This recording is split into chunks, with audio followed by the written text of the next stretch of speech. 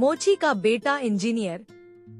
शहर के एक पुराने मोहल्ले में एक मोची रहता था, रघुनाथ।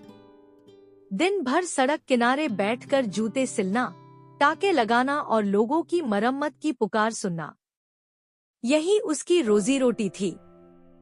रघुनाथ गरीब था, लेकिन दिल से अमीर। उसका एक बेटा था, आदित्य, जिसके सपनों पर गरीबी की धूल कभी नहीं जमी।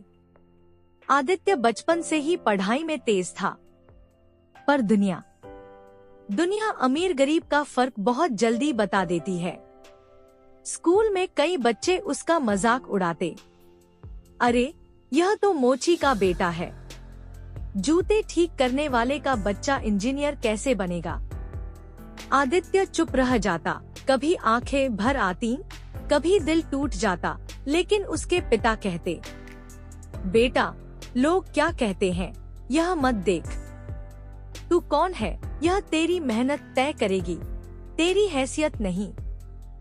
रघुनाथ की यही बातें आदित्य के लिए शक्ति बन जाती। आदित्य 12वीं में था।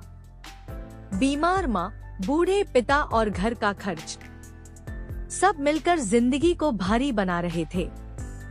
खुद रघुनाथ फटे हुए जूते पहनता, लेकिन बेटे के लिए एक पुरानी किताब खरीदने के लिए पैसे जोड़ता रहता। अक्सर भूखा सो जाता, पर आदित्य को भूखा नहीं सोने देता। एक बार आदित्य ने कहा, बाबा, मैं इंजीनियरिंग की कोचिंग नहीं करूँगा, बहुत पैसे लगते हैं। रघुनाथ ने उसका हाथ थाम कर कहा, तू बस पढ़, कोचिंग की फीस मैं व्यवस्था कर लूँगा, चाहे दिन में 20 घंटे काम करना पड़े। वह दिन रात जूते सिलने लगा। घुटनों में दर्द था, आंखें कमजोर थीं, पर इरादे नहीं। अपमान का जहर और आग में तपता हौसला। मोहल्ले वाले कहते, पागल है यह रघुनाथ, मोची का बेटा इंजीनियर बनेगा, हद है। आदित्य सुनता और चुपचाप किताब खोल लेता।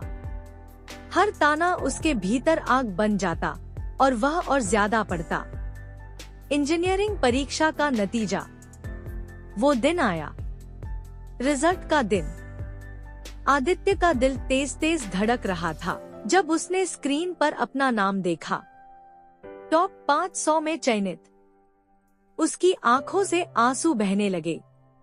वह भागकर पिता के पास गया। बाबा, मैं चयनित हो गया। रघुनाथ ने कांपते हाथों से उसे गले लगाया। उसकी आंखों से वर्षों की मेहनत और दर्द की लकीरें बहने लगी।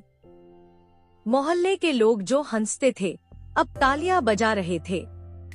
कभी उसका मजाक उड़ाने वाले बच्चे आज उसे सम्मान से आदित्य भैया कहते थे। कुछ साल बाद आदित्य एक बड़ी कंपनी में इंजीनियर बन गया। भाषण देते हुए उसने कहा, मेरी सफलता किसी कॉलेज या कोचिंग की वजह से नहीं, मेरे मोची पिता की वजह से है, जो अपने फटे जूते पहनकर मुझे सपने पहनाते थे। सभा में बैठे लोग भावुक हो गए। रघुनाथ की आंखों में चमक थी। वह जानता था, कभी सड़क किनारे बैठकर जूते सिलने वाला उसका बेटा अब अपने भविष्य को खुद सिल रहा है।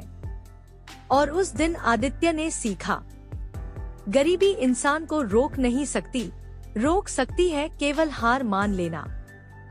और उसने हार नहीं मानी थी। मोरल संदेश, परिवार की पृष्ठभूमि नहीं, आपकी मेहनत और शिक्षा आपकी मंजिल तय करती है।